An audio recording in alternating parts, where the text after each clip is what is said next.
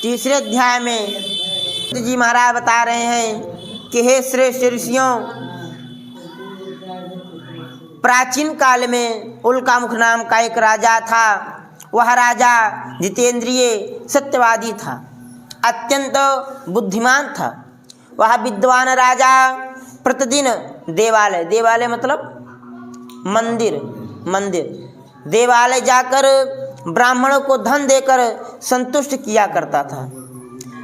राजा की पत्नी पतिपरायण थी। राजा अपनी पत्नी के साथ भद्रशिला नदी के तट पर भगवान का व्रत एवं पूजन कर रहे थे। उसी समय एक साधु वणिक वैश्य वहां पर अनेक प्रकार की पुष्पक धनराशि लेकर पहुंचा। वणिक ने देखा कि इस नगर के राजा जंगल में पति पत्नी अकेले क्या कर रहे हैं। वैश्य ने चिंतन किया कि लगता है राजा को यहाँ पर कोई खजाना छिपाना है या मिल गया, इसीलिए पूजन कर रहे हैं। बनिया वैश्य नौका को नदी के किनारे लगाकर राजा के पास गया।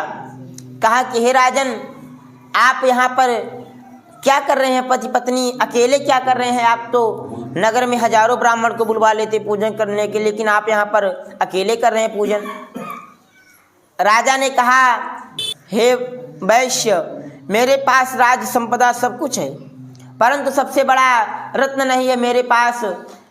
मुझे संतान नहीं है। मैं संतान की प्राप्ति के लिए सत्यनारायण भगवान का व्रत एवं पूजन कर रहा हूँ।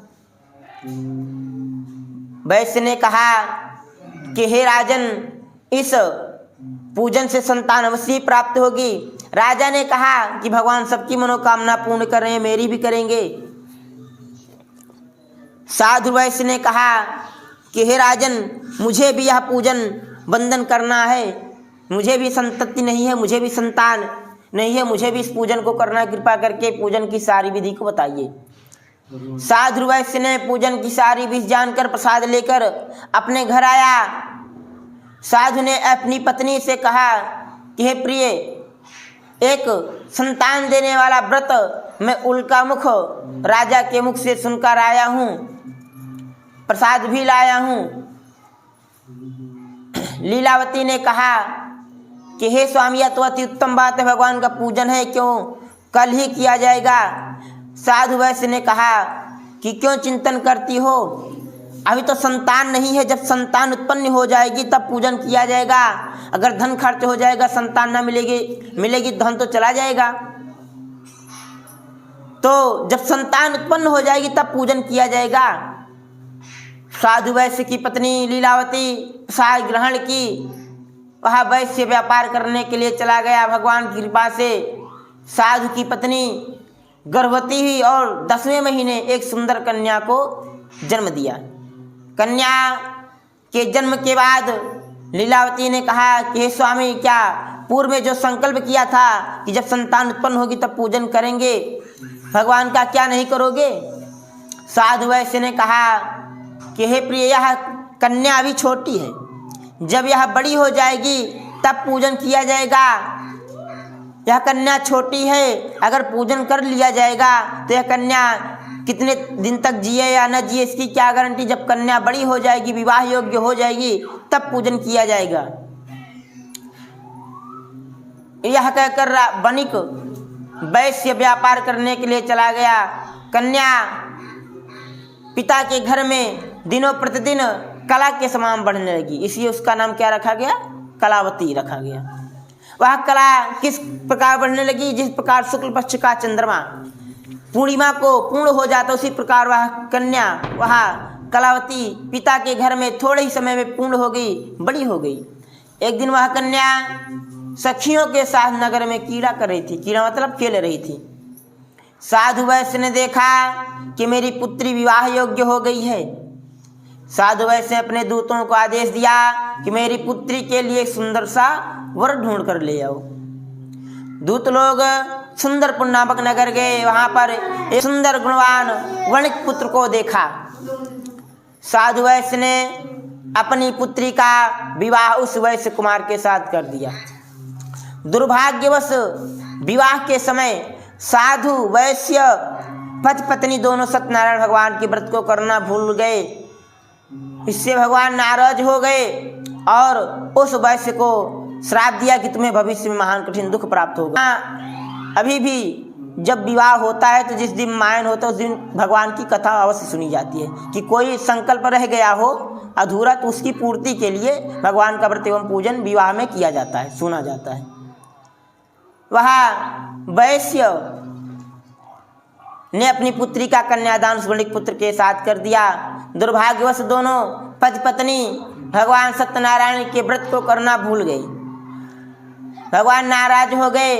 कुछ दिन बीतने के बाद साधु वैश्य ने अपने जमाता से कहा कि हे पुत्र, जो मैं व्यापार करता था अब तुम्हें ही करना है, क्योंकि तुम ही हमारे सब कुछ हो। अब मैं वृद्ध भी हो चला हूँ, अब मुझे व्यापार करना नहीं, अब तुम ही हमारा व्यापार संभालोगे। मैं जहाँ जहाँ व्यापार करता था सबसे चलो मिलवा लो जिससे तुम्हें व्यापार करने में आसानी हो, तुम्हें सब चिन्हें। वैश्य जमाता सहित व्यापार करने के निकल पड़े। घूमते घूमते वैश्य ने राजा चंद्रकेत के रमणीय नगर में पहुँचे।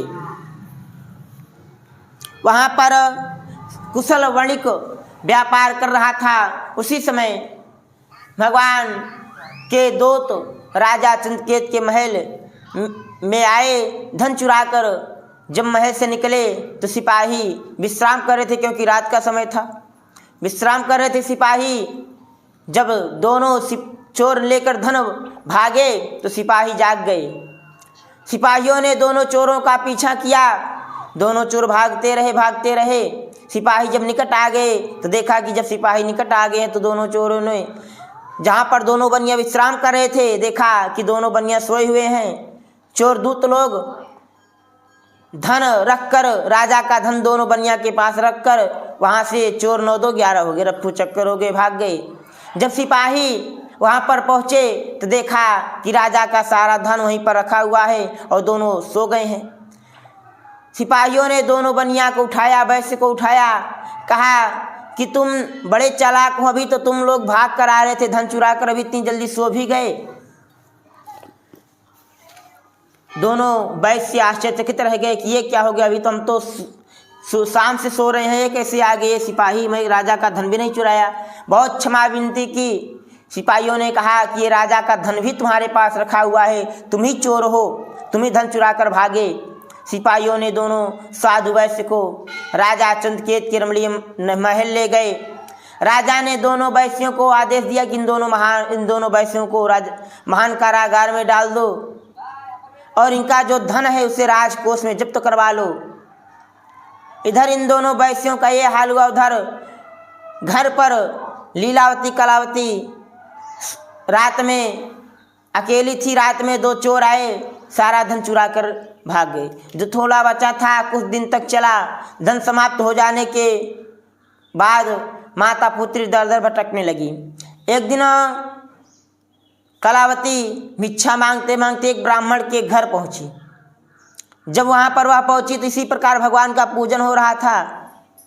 पूजन में बताया जा रहा था कि इस पूजन से दुख सब समाप्त होता है, धन धान की वृद्धि होती है, समृद्धि।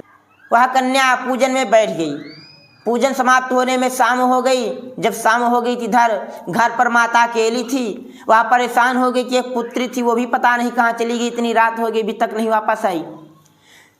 पूजन समाप्त होने के बाद कलावती ने प्रसाद लिया। प्रसाद लेकर जब घर वापस आई तो माता से कहा कि हे माँ, ये सत्यनारायण भगवान का प्रसाद है।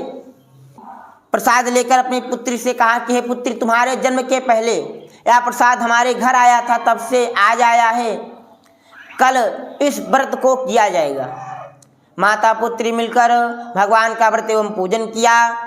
भगवान से प्रार्थना की कि हे भगवान, मेरे पति और जमाता शीघ्र घर वापस आवेंगे तो मैं आपका व्रत एवं पूजन फिर से करूंगी। भगवान प्रसन्न हुए क्योंकि संकल्प पूर्ण हुआ।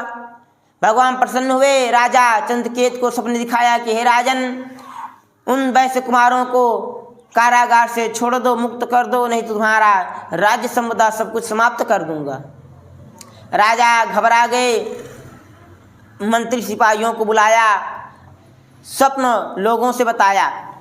सिपाहियों ने, मंत्रियों ने कहा कि हे राजन, स्वप्न तो सत्य प्रतीत होता है, जैसा स्वप्न में कहा गया वैसा ही आचरण करना चाहिए। सिपाहियों ने राजा को उचित सलाह दी। राजा ने कहा कि इन दोनों वैश्य कुमारों को बेड़ी बंधन से मुक्त करके ले आओ। सिपाही लोग गए, दोनों वैश्य कुमारों को बेड़ी बंधन से मुक्त करके लाए। वैश्य कुमार कांप रहे थे राजा को देखकर कि इसके बाद अभी तक तो जेल में थे, इसके बाद क्या होना है, कहीं राजा फांसियों से नहीं देने वाले हैं। इस डर से दोनों वैश्य कुमार कांप रहे थे। राजा ने कहा कि हे वैश्य कुमारों, हे साधु वैश्य, जो तुम्हें यह दुख प्राप्त हुआ है यह भगवान के श्राप से प्राप्त हुआ है। तुम भगवान की शरण में जाओ। जो तुम्हें यह दुख प्राप्त हुआ उसका मैं नहीं, कारण मैं नहीं हूँ, देव हैं। राजा ने दोनों वैश्य कुमारों का क्षौर कर्म करवाया, बाल आदि कटवाए, नए वस्त्रों से अलंकृत किया, नए वस्त्र दिए पहनने के लिए, वाणी द्वारा अत्यधिक आनंदित भी किया। उसके बाद जो धन लिया था वैश्यों का उसका दूना देकर कहा कि हे साधु वैश्य, अब अपने नगर को जाओ। दोनों वैश्यों ने राजा को प्रणाम किया कि हे राजन, आपकी कृपा से, आपके आदेश में अपने नगर को जा रहा हूँ। श्री स्कंद पुराण रेवा खंडे श्री सत्यनारायण व्रत कथायाम बोले सत्यनारायण भगवान के जय। लक्ष्मी नारायण नारायण नारायण, श्रीमन नारायण नारायण नारायण।